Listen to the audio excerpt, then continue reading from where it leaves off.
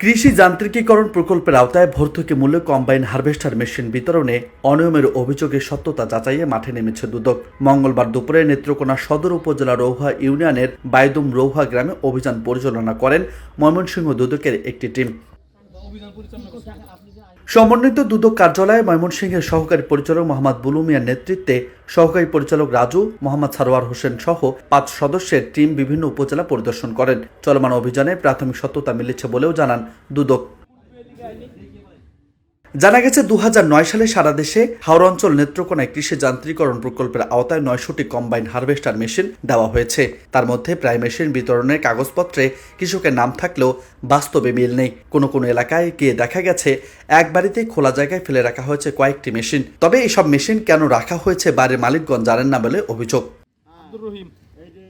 খোঁজ নিয়ে জানা গেছে সুলতান নামের কৃষি অফিসের কোনো এক কর্মকর্তার কারসাজিতে ঘটেছে এমন অনিয়ম। ভাই, আত্মীয় স্বজন সহ বিভিন্ন জনের নামেই দেওয়া হয়েছে এসব মেশিন।